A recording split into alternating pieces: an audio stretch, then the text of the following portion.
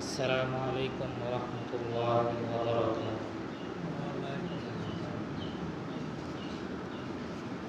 الحمد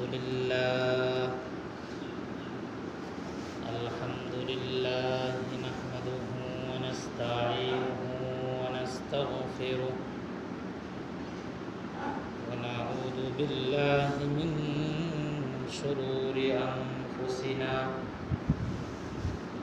ومن سيئات أعمالنا. من يهد الله فلا مضل له ومن يضلله فلا هادي له ونشهد أن لا إله إلا الله وحده لا شريك له ونشهد أن سيدنا وسندنا وحبيبنا وحبيب محبوبنا وطبيبنا وطبيب قلوبنا ومولانا محمدا عبده ورسوله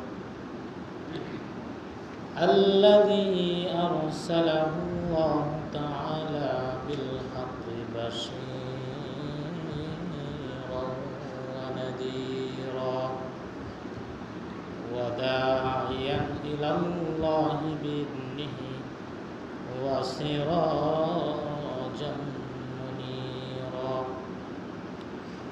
أما بعد فقد قال الله تعالى في كلامه المجيد وفي فرقانه الحميد. أعوذ بالله من الشيطان الرجيم. بسم الله الرحمن الرحيم.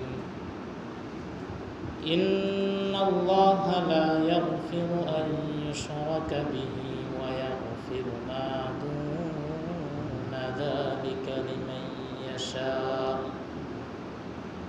ومن يشرك بالله فقد افترى إثما عظيما. عن أبي هريرة رضي الله عنه أن رسول الله صلى الله عليه وسلم قال: والذي نفس محمد بيده لا يسمع بي أحد من هذه الأمة يهودي ولا نصراني ثم يموت ولم يؤمن بالذي أرسلت به إلا كان من أصحاب النار أو كما قال عليه الصلاة والسلام. اللهم صل على محمد وعلى آل محمد كما صليت على إبراهيم وعلى آل إبراهيم إنك حميد مجيد. اللهم بارك على محمد وعلى آل محمد كما باركت على إبراهيم وعلى آل إبراهيم إنك حميد مجيد. بارك الله لنا ولكم في القرآن العظيم ونفعنا وإياكم بالآيات والذكر الحكيم. الحمد لله। আল্লাহর দরবারে অসংখ্য অগণিত শুকরিয়া জ্ঞাপন করছি যে আল্লাহ তাআলা আমাদেরকে পবিত্র জুমার দিন জুমার নামাজ আদায়ের লক্ষ্যে মসজিদে আসার এবং বসার তৌফিক দান করেছেন। এজন্য সকলেই কালিমাতুশ শুকর আদায় করি। সকলে জুড়ে বলি আলহামদুলিল্লাহ। সিরাতুন নবী সাল্লাল্লাহু আলাইহি সাল্লামের আলোচনা চলতেছিল। তো যেহেতু সিরাত অনেক বড় একটা বিষয়, তো ধারাবাহিকভাবে সিরাতের আলোচনা চলতে থাকবে ইনশাআল্লাহ। তবে আজকে সিরাত নিয়ে আলোচনা হবে না। প্রেক্ষাপট অনুযায়ী, সময় এবং যুগের চাহিদা অনুযায়ী আলোচনা নির্ধারণ করতে হয়। আমরা সকলেই অবগত আছি, সামনে কিছুদিনের মাঝেই আমাদের হিন্দু ভাইদের ধর্মীয় উৎসব দুর্গা পূজা। এটা বাৎসরিক আমরা ঈদ পালন করি, তারা বাৎসরিক দুর্গা পূজা বা তাদের ধর্মীয় উৎসব তারা পালন করে থাকে। তো ধর্মীয় উৎসব তারা পালন করে আমরা দেখি, যেহেতু বাংলাদেশ হচ্ছে অসাম্প্রদায়িক দেশ, সাম্প্রদায়িক না, অর্থাৎ নিজেদের সম্প্রদায় যেটা বলবে সেটাই হবে। অন্যান্য সম্প্রদায় যারা আছে, ধর্মের লোক আছেন, তাদেরও ঠিক সেইভাবে স্বাধীনতা রয়েছে তাদের ধর্মীয় আচার আচরণ নিয়ম নীতি পালন করা। তবে সেই ক্ষেত্রে তাদের ধর্মীয় উৎসবে কি কি আচার আচরণ হয় বা কি কি বিষয় তারা পালন করে থাকে, তো এই বিষয়গুলো নিয়ে আমাদের জানা থাকা দরকার। দেখা যায় যে আমরা মুসলমানরা অনেক সময় তাদের ধর্মীয় উৎসবগুলোতে অংশগ্রহণ করে থাকি, জেনে বা না জেনে, বুঝে অথবা না বুঝে। তো সেই জন্য আজকের আলোচ্য বিষয় হচ্ছে বিধর্মীদের উৎসবে মুসলমানদের অংশগ্রহণ এর ভয়াবহতা এবং করণীয় বর্জনীয় সম্পর্কে কিছু আলোচনা। আমরা সকলে জানি ইসলাম ধর্ম হচ্ছে আল্লাহ তাআলার পক্ষ থেকে মনোনীত একমাত্র ধর্ম এবং পূর্ণাঙ্গ একটি ধর্ম, পূর্ণাঙ্গ জীবন বিধান। ধর্ম মানে হচ্ছে জীবন বিধান। আমার জীবন, আমার আচার আচরণ, সমাজে চলাফেরা, উঠা বসা কেমন হবে, ধর্মীয় রীতিনীতি কেমন হবে, আল্লাহ তাআলা কমপ্লিট এটা আমাদের জন্য ব্যবস্থা দিয়ে দিয়েছেন আল কুরআন এবং রাসূল কারীম সাল্লাল্লাহু আলাইহি ওয়াসাল্লামের হাদিসের মাধ্যমে। তো মুসলমানদের একমাত্র মনোনীত ধর্ম হচ্ছে ইসলাম ধর্ম। শুধুমাত্র যে ধর্মীয় নিয়ম নীতি আল্লাহ তাআলা বলে দিয়েছেন এরকম না, সামাজিক কিছু নিয়ম নীতিও আল্লাহ তাআলা আমাদের জন্য নির্ধারণ করেছেন। সংস্কৃতি বা আমাদের সমাজে বিভিন্ন সময় বিভিন্ন উৎসব, যেমন আমাদের দুটি উৎসব ঈদুল আজহা এবং ঈদুল ফিতর, ঠিক তেমনিভাবে আমরা এই নিয়ম বা এই উৎসবগুলো পালন করে থাকি ইসলামের বিধান অনুযায়ী, ইসলামের নিয়ম অনুযায়ী। বলছিলাম যে বাংলাদেশ হচ্ছে অসাম্প্রদায়িক একটি দেশ এবং স্বাধীন একটি রাষ্ট্র। এই রাষ্ট্রের মাঝে মুসলমানরা যেভাবে তাদের ধর্মীয় উৎসব পালন করবে বা করতে পারে, যে স্বাধীনতা তারা রাখে, ঠিক তেমনিভাবে অন্যান্য ধর্মাবলম্বী ভাইয়েরাও তাদের ধর্মীয় উৎসবগুলো পালন করার ক্ষেত্রে ঠিক তেমনিভাবে স্বাধীন। কিন্তু সেই স্বাধীনতার মাঝে একটু ফারাক আছে, পার্থক্য আছে। আল্লাহ তাআলা আমাদের জন্য নিয়ম বেঁধে দিয়েছেন বা নিয়ম করে দিয়েছেন, স্পষ্ট করে দিয়েছেন যে তোমাদের ধর্মীয় উৎসব তোমরা পালন করবে। আর অন্যান্য ধর্মের ভাইয়েরা যে উৎসব পালন করে থাকে তারা তাদের ধর্মীয় উৎসব পালন করবে, তো সেখানে তোমাদের যাওয়া এটা নিষেধ। তাদের সাথে আমাদের সামাজিক আচার আচরণ ভাইয়ের মতো থাকবে, বন্ধুর মতো থাকবে, এটা স্বাভাবিক। সারা বৎসর আমরা আমাদের মুসলমান ভাইদের সাথে যেভাবে চলাফেরা করি, সৌহার্দ্যপূর্ণ আচরণ করি, কোনো ঝগড়া বিবাদ, হিংসা বিদ্বেষ এগুলো ব্যতি রেখে তাদের সাথে যেভাবে আমরা চলাফেরা করি, ঠিক তেমনিভাবে বিধর্মীদের সাথেও এইভাবেই আমাদের চলাফেরা করতে হবে। কিন্তু শুধুমাত্র তাদের ধর্মীয় উৎসবের ক্ষেত্রে আইসা এখানে বাধা। তারা তাদেরটা পালন করবে, আমরা আমাদেরটা পালন করব।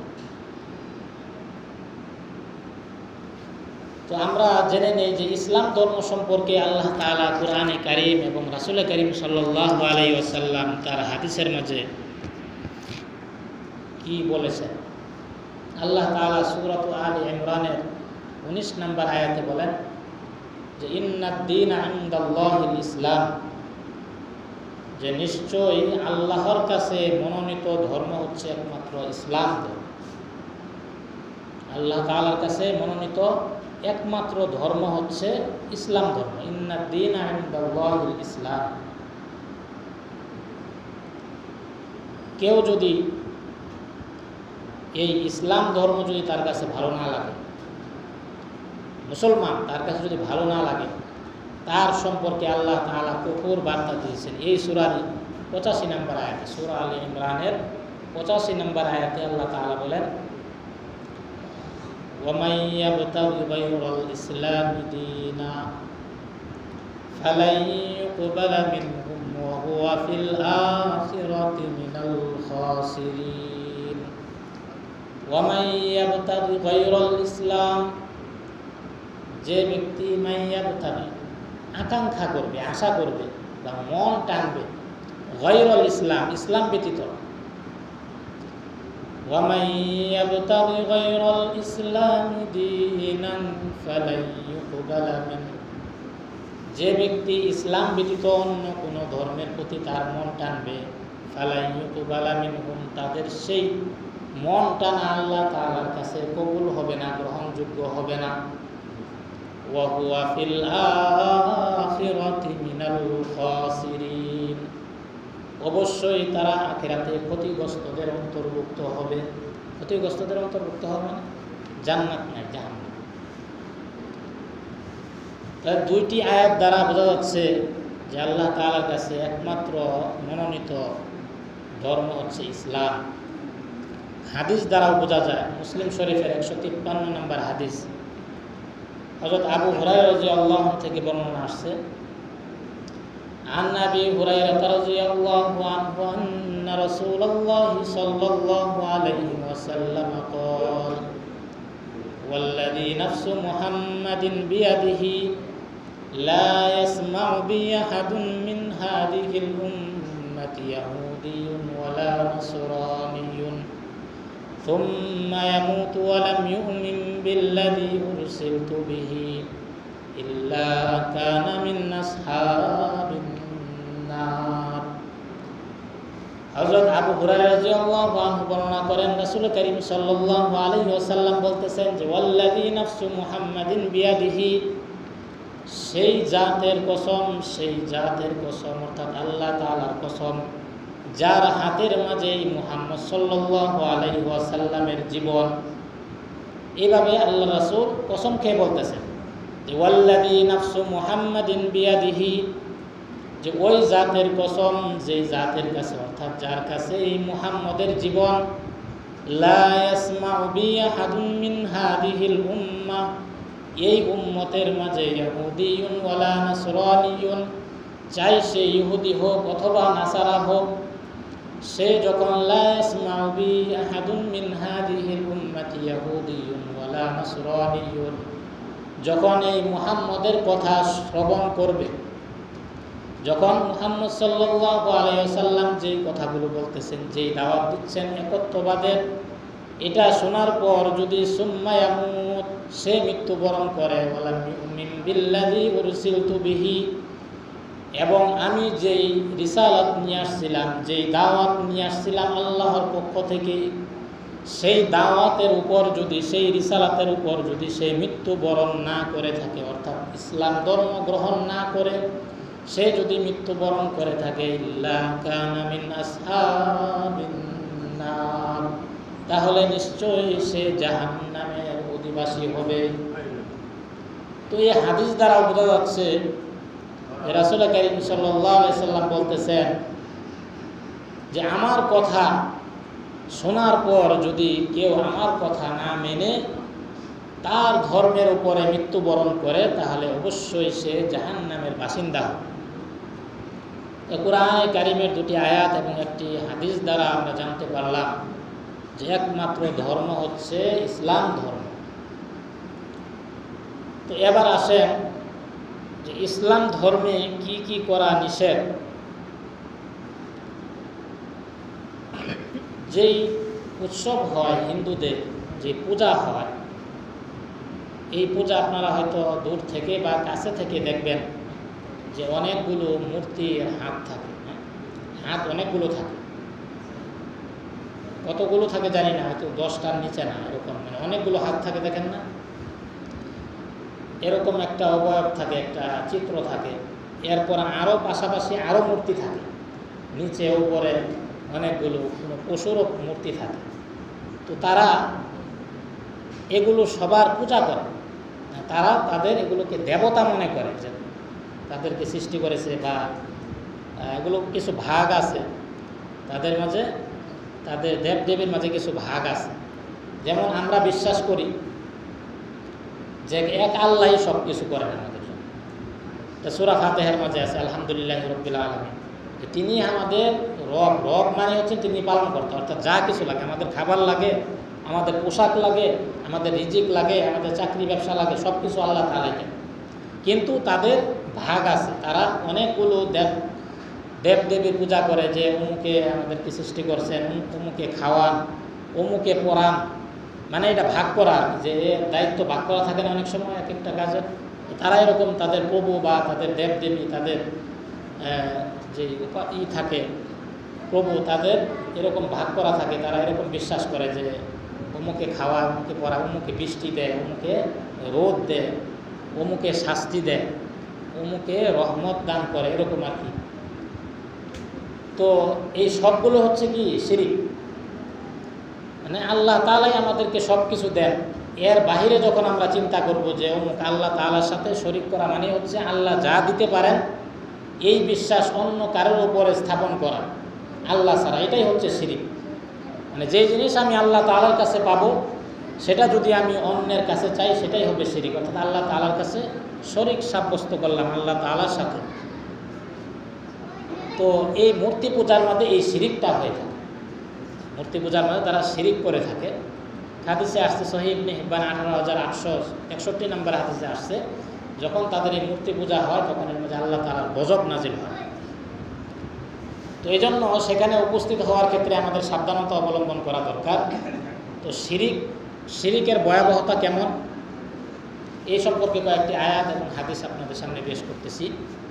সূরাতুন নিসার 48 নম্বর আয়াতে আল্লাহ তাআলা বলেন, ইন্নাল্লাহা লা ইয়াগফিরু আন ইউশরাকা বিহি ওয়া ইয়াগফিরু মা দুনা যালিকা লিমান ইয়াশা ওয়া মান ইউশরিক বিল্লাহি ফাকাদ ইফতারা ইসমান আযীমা।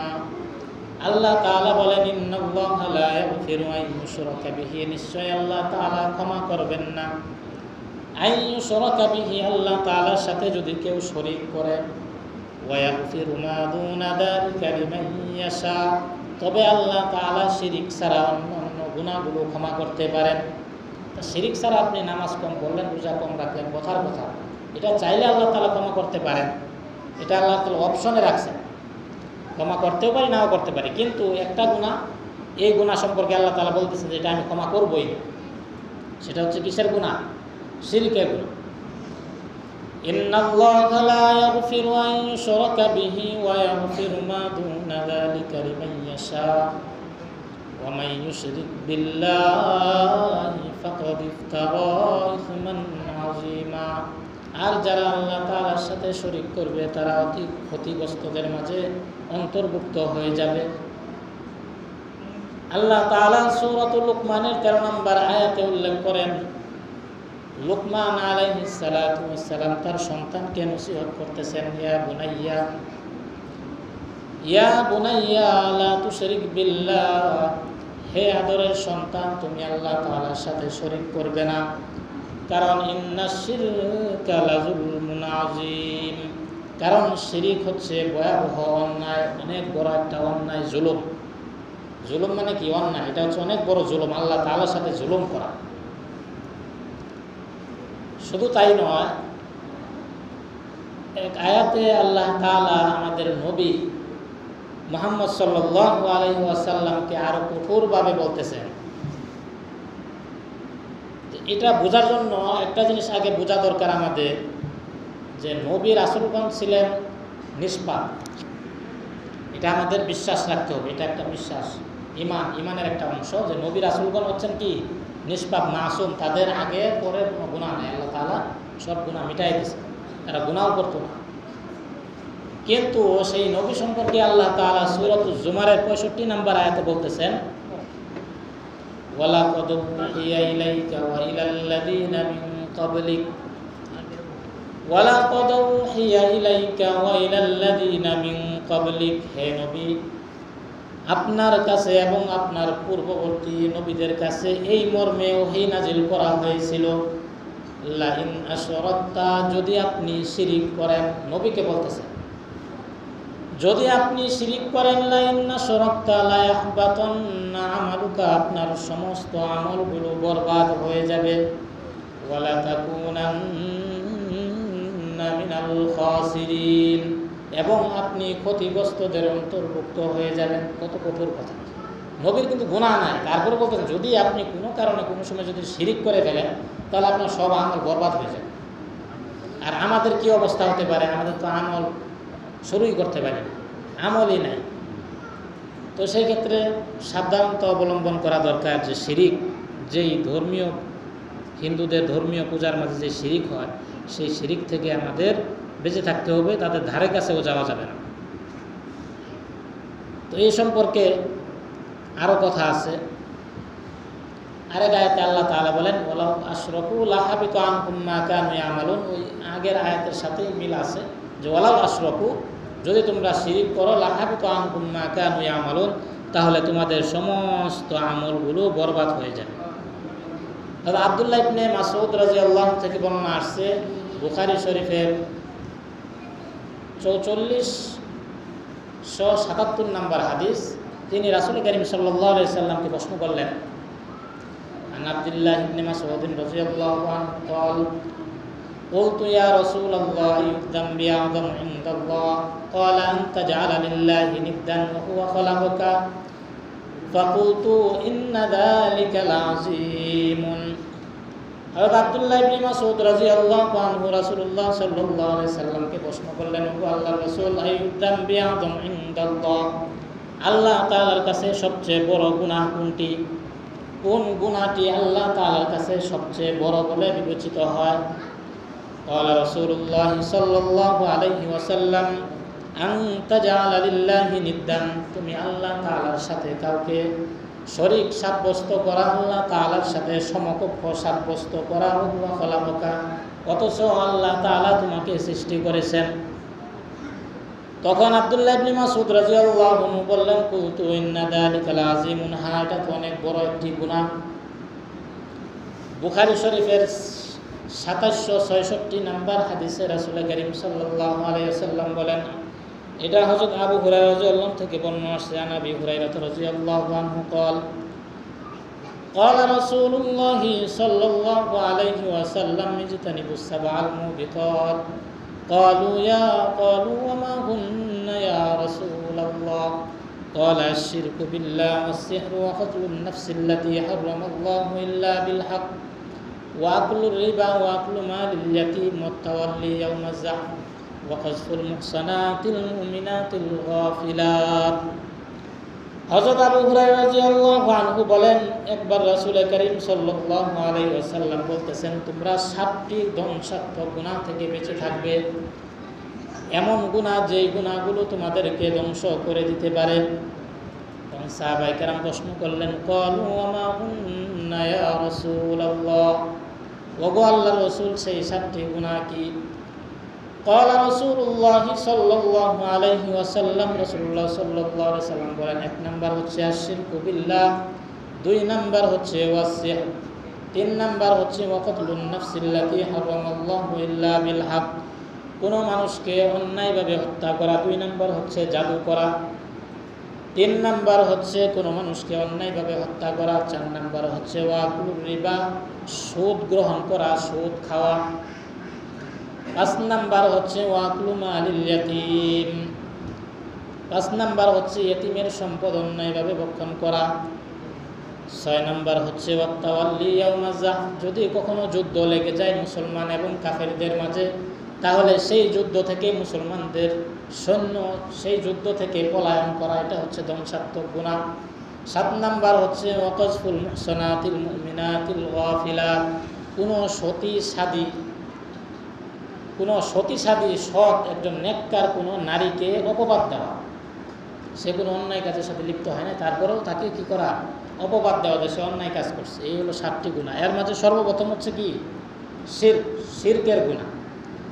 আর এই শিরকটা হয় কোথায়, সেই পূজার মাঝে। এই জন্য আমাদেরকে একটু সাবধানতা অবলম্বন করতে হবে। যদি কখনো আমরা এই ধর্মীয় উৎসবের ক্ষেত্রে দেখা যায়, আমি একটা জিনিস খেয়াল করলাম, আপনাদের এখানে অনেক হিন্দু ধর্মাবলম্বী আছেন, এখানে পূজাও মনে হবে, যেহেতু আমাদের এখানে চলাফেরা করতে হবে। তো সেই ক্ষেত্রে আল্লাহ তাআলা আয়াতে বলে দিয়েছেন যে আমাদের আসলে চলাফেরাটা কেমন হবে। যখন আমরা পূজা দেখব, পূজার কোনো মণ্ডপ যদি আমাদের চোখের সামনে পড়ে যায়, তাহলে আল্লাহ তাআলা সূরাতুল ফুরকানের 72 নাম্বার আয়াতে বলে দিয়েছেন যে কি করতে হবে। ওয়াল্লাযীনা লা ইয়াশহাদুনা আয-যুর ওয়া ইযা মাররু বিল-লাগবি মাররু কিরামা। প্রথম কথা হচ্ছে ওয়াল্লাযীনা লা ইয়াশহাদুনা আয-যুর। জোর বলা হয় অন্যায় অপকর্ম, অন্যায় কাজ। আগের আলোচনায় বা কিছুক্ষণ আগে যে কথাগুলো বললাম, এর দ্বারা বোঝা গেল যে এই পূজাগুলো অবশ্যই অন্যায়, জুলুম, যেহেতু শিরিক করা হয়, অবশ্যই একটি অন্যায় কাজ। এই জন্য আল্লাহ তাআলা বলছেন যে ওয়াল্লাযীনা লা ইয়াশহাদুনা আয-যুর, সর্বপ্রথম তোমাদের কাজ হচ্ছে যে তোমরা সেখানে উপস্থিত হবে না। লা ইয়াশহাদুন, শাহেদ হবে না, উপস্থিত হবে না, তোমরা সাক্ষী থাকবে না সেই অন্যায় কাজে। হ্যাঁ, এখন আমাদের তো রাস্তা নাই, অন্য কোনো রাস্তা নাই, এদিক দিয়ে চলাফেরা করতে হবে, তাহলে চলবো কীভাবে। ওয়া ইযা মাররু, যখন তোমরা চলাফেরা করবে, যাতায়াত করবে, বিল-লাগবি, এই খেল তামাশা অর্থাৎ এই পূজার মণ্ডপের কাজ দিয়ে যখন তোমরা চলাফেরা করবে, মাররু কিরামা, সম্মানের সাথে, মানে একদম নীরবে, কোনো দিকে তাকানো যাবে না, তোমার মতো তুমি চলে আসবে, কোনো দিকে তাকানো যাবে না, ওখানে কোনো গালিগালাজও করা যাবে না এবং থামাও যাবে না। নিজের সম্মান এবং ইজ্জত নিয়ে সেখান দিয়ে চলে আসতে হবে স্বাভাবিকভাবে, সম্মানের সহিত। সূরাতুল ফুরকানের 72 নম্বর আয়াতে আল্লাহ তাআলা বলে দিচ্ছেন ওয়াল্লাযীনা লা ইয়াশহাদুনা আয-যুর, মুসলমানদের জন্য উচিত নয় সেখানে উপস্থিত হওয়া অন্যায় কোনো কাজে, শুধু পূজা না, অন্যায় কোনো কাজের মাঝে উপস্থিত না হওয়া। কেউ বিয়ার জন্য কি আনলো, ওই যে বক্স নিয়ে আসে গান বাজানোর জন্য, এটা অনেক সময় হয়, এটা মুসলমান বা হিন্দু অনেকে করে থাকে, তো সেখানেও এইভাবে উপস্থিত হওয়া যাবে না। আপনাদের এলাকায় এরকম হয় নাকি, বিয়ার সময় বক্স নিয়ে আসে, বক্স দিয়ে কি গান বাজানো হয়? হ্যাঁ, বিয়া হইলেই বক্স। কেন এই কাজটা করেন? এর কতগুলো মানে ভয়াবহতা আছে জানেন। প্রথমত আপনি যে গানটা বাজাচ্ছেন আর কি, তো গান গজল বাজানোর জন্য তো আর বক্স আনেন, গান বাজায় আপনি অনেকগুলো অপরাধ করতেছেন। 1 নাম্বার অপরাধ হচ্ছে নিজে তো গান শুনতেছেন, এটা নিজে একটা অপরাধ করতেছেন। আরেকটা সবচেয়ে বড় অপরাধ হচ্ছে আপনি যাদেরকে গান শোনাচ্ছেন তারা কি আপনার কাছে গান শুনতে চাইছে যে তুমি বক্স নিয়ে আসো আমি গান শুনবো? তাহলে আপনি জোর করে তাকে গুনাহের কাজ করাচ্ছেন। তাহলে জোর করে আপনি যে গুনাহের কাজগুলো করাচ্ছেন তাকে দিয়ে, তাহলে তার গুনাহগুলো আপনার কাঁধে আসবে। এরপরে আরও ভয়াবহতা হচ্ছে ছোট ছোট বাচ্চা থাকে না, ছোট বাচ্চা থাকে, অনেক সময় বয়স্ক মুরব্বীরাও থাকে, অনেক সমস্যা হয়, মাটি পর্যন্ত কাঁপতে থাকে। মানে কেমন আওয়াজ হয় বক্সে যে মাটি পর্যন্ত এটা কাঁপতে থাকে, তার মাটিও সহ্য করতে পারতেছে না। তাহলে সাধারণ যে ছোটো বাচ্চারা থাকে, মুরব্বীরা থাকে, বয়স্করা, তাহলে তারা কীভাবে সহ্য করবে? যদি যুবক ভাইদেরকে বলতেছি আপনারা দয়া করে এই কাজগুলো করবেন না, কষ্ট দেবেন না। মানুষকে কষ্ট দেওয়া মুসলমানদের আলামত না, মুসলমানের কি না আলামত না, মুসলিম শরীফের হাদিসে আসছে আল মুসলিমু মান সালিম আল মুসলিমুনা মিন লিসানি ওয়া ইয়াদি। মুসলমানের পরিচয় দিচ্ছে এইভাবে যে মুসলমান হচ্ছে ওই ব্যক্তি যার হাত এবং জবান থেকে অন্য অন্য মুসলমান নিরাপদ। আর এই মুসলমানের পরিচয়, আপনি যে নিজেকে মুসলিম দাবি করতেছেন যে আমি মুসলমান, তাহলে এখানে তো আপনি মুসলমান থেকে খারিজ হয়ে গেলেন, আপনি মুসলমানের অন্তর্ভুক্তই হচ্ছেন না। কারণ মুসলমান হবে এমন ব্যক্তি যার হাত এবং যার জবান থেকে অন্য অন্য মুসলমান নিরাপদ থাকবে। তাহলে আপনি যে কষ্ট দিচ্ছেন, হাত দ্বারা বক্স নিয়ে আসছেন, এখন বলতে হাত দ্বারা তার কষ্ট দিচ্ছি না, জবান দ্বারা। আপনি হাত দিয়ে তো এই কাজগুলো করতেছেন, টাকা দিচ্ছেন, সেই হাত দিয়ে ঘোরাচ্ছেন, কথাগুলো বলতেছেন জবান দিয়ে, তো সব এগুলো তো হাত এবং মুখেরই কামাই। তো এই জন্য সাবধান, অনুরোধ থাকবে। এবং এটার জন্য আপনারা একটা কমিটি করবেন, যুবকরা একটা কমিটি করবেন যে অন্যায় প্রতিরোধ কমিটি। কি নাম? কি? অন্যায় প্রতিরোধ কমিটি। এটা যুবকরাই সবচেয়ে ভালো পারবে। আপনারা যত অন্যায় অপকর্ম, ভালো কাজগুলো করেন না, গাছ লাগান রাস্তাঘাটে, বিভিন্ন জায়গায় রাস্তাঘাটে দেখা যায় শ্যাওলা পড়ে আছে, এগুলো পরিষ্কার করেন। রাস্তাঘাটে দেখা যায় যে একটু মুড়ে মুড়ে অনেকগুলো গাছ হয়ে থাকে, যেগুলো বৃষ্টির দিন গেলে অনেক গাছ হয়ে রয়েছে, অনেক সময় দেখা যায় না ওই পাশ থেকে কে আসতেছে, এই পাশ থেকে কে যাচ্ছে, অ্যাক্সিডেন্ট হতে পারে। এই সমস্ত গাছগুলো আপনারা পরিষ্কার করে দেন। অন্য অন্য ফলজ গাছগুলো আপনারা রাস্তার সাথে লাগাই দেন, এগুলো ভালো গাছ। দেখেন কে বিধবা আছে, কে অসহায় আছে, তাদের খবর নেন, খোঁজ খবর নেন, তাদেরকে দিয়ে সহযোগিতা করেন। 5 টাকা, 10 টাকা, 20 টাকা, 100 টাকা, 500 টাকা হোক, আপনি যা সহযোগিতা করেন, এগুলো না হচ্ছে ভালো কাজ। আপনি গান বাজাচ্ছেন, একদম পুরা এলাকা গরম করে ফেলতেছেন, মানুষের বদদোয়া নিচ্ছেন, এবং পশু পাখি যেগুলো আছে তাদেরও বদদোয়া নিচ্ছেন। এই জন্য সাবধান, এগুলো থেকে সাবধান, আমাদের সাবধানতা অবলম্বন করা উচিত। আর মুরব্বীরা এগুলো নিয়ে একটু মিটিং করবেন, কথা বলবেন মসজিদে, কারণ কষ্ট দেওয়া মুসলমানদের আলামত হতে পারে। বললামই তো, মুসলমানের আলামত হচ্ছে সে একদম নিরিবিলি শান্তশিষ্ট থাকবে, তার দ্বারা মানুষ উপকার লাভ করবে। তো মুসলমান কেন বিজাতিদের সংস্কৃতি গ্রহণ করতে পারবে না, এই সম্পর্কে আল্লাহ তাআলা বলেন ফামান ইয়াকফুর বিত-তাগুত। তাগুত বলা হয় এই মূর্তি, আল্লাহ ছাড়া যা আছে, কাফের মুশরিক বা কুফফারদের যে দেব দেবী, এটাকে বলা হয় তাগুত।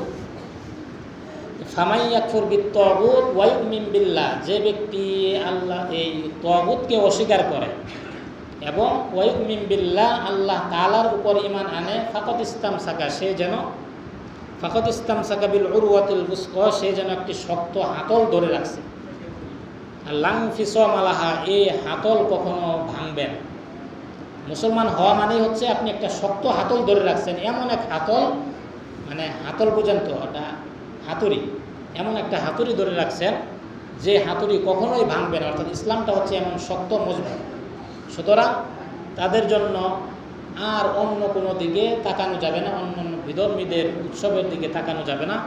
এবং তাদের প্রাসাদ না কি বলে, প্রসাদ, প্রসাদ বলে নাকি, আপনারা এটা ভালো বুঝবেন। প্রসাদ মানে তাদের যেই দিন পূজা হয় সেই দিন তাদের একটা খাবারের ইয়া থাকে, আয়োজন থাকে, এটাকে তারা বলে প্রসাদ নাকি। আমরা অনেক সময় বলি, আমরা বলি তবারক, হ্যাঁ আমরা বলি তবারক, শব্দ হচ্ছে তাবাররুক। শব্দ কি? এখন থেকে বলবেন তাবাররুক, এটা আরবি শব্দ, এটা থেকে হয়ে গেছে তবারক। তো তাদের, আমাদের হচ্ছে তবারক, তাদের হচ্ছে প্রসাদ। তো এই প্রসাদ খাওয়া হারাম, প্রসাদ খাওয়া। দেখুন যে বাড়ির পাশে অনেকের এখানে বাড়িঘর আছে হিন্দুদের, যদি কোনো সময় প্রসাদ হাদিয়া আসে তাহলে ওগুলো খাবেন না, কারণ বলা যায় না, কোনো নাপাকি থাকতে পারে। বিশেষভাবে যদি গোস্ত থাকে পাঠা বা খাসির, এগুলো তো আরও খাওয়া যাবে না। আল্লাহ তাআলা বলতেছেন সূরাতুল বাকারার 173 নম্বর আয়াতে যে ইন্নামা হাররামা আলাইকুমুল মাইতা ওয়াদ-দামা ওয়া লাহমাল খিনজিরি ওয়া মা উহিল্লা লিগাইরিল্লাহি বিহি। ইন্নামা হাররামা আলাইকুমুল মাইতা, নিশ্চয় আল্লাহ তাআলা তোমাদের জন্য হারাম করেছেন মাইতা, মানে মৃত যে জিনিস, ওয়া লাহমাল খিনজির, শূকরের গোশত, ওয়া মা উহিল্লা বিহি লিগাইরিল্লাহ, এবং যেটাকে হিলা করা হয়েছে মানে হালাল করা হয়েছে বা যেটাকে জবাই করা হয়েছে বিগাইরিল্লাহ, আল্লাহর নাম ব্যতীত। তারা কি পাঠা বা যে বলি দেয়, এগুলো তো আল্লাহর নামে দেয়। তারা যে প্রসাদ এগুলোই করে সবগুলো হচ্ছে নাপাক। আরেক আয়াতে আল্লাহ তাআলা বলছেন ইয়া আইয়ুহাল্লাযীনা আমানু ইন্নামাল খামরু ওয়াল মাইসিরু ওয়াল আনসাবু ওয়াল আজলাম রিজসুম মিন আমালিশ শাইতান। তাদের এই কাজগুলোই হচ্ছে শয়তানি কাজ বা নাপাক কাজ। তো এই জন্য এই প্রসাদগুলো খাওয়ার ক্ষেত্রে আমরা অবশ্যই সতর্কতা অবলম্বন করব, কারণ এগুলো হচ্ছে নাপাক। আল্লাহ তাআলা কোরআনে কারিমের মাঝে বলে দিয়েছেন। এজন্য আমাদের সকলের জন্যই খুব সাবধানতা অবলম্বন করা, যে কোনোভাবেই যেন আমাদের ভিতরে নাপাক না ঢুকে বা হারাম কোনো খাবার না ঢুকে, কারণ হারাম খাবার ঢুকলে আমাদের ইবাদত কবুল হবে না। তো আল্লাহ তাআলা আমাদের সকলকে যে কথাগুলো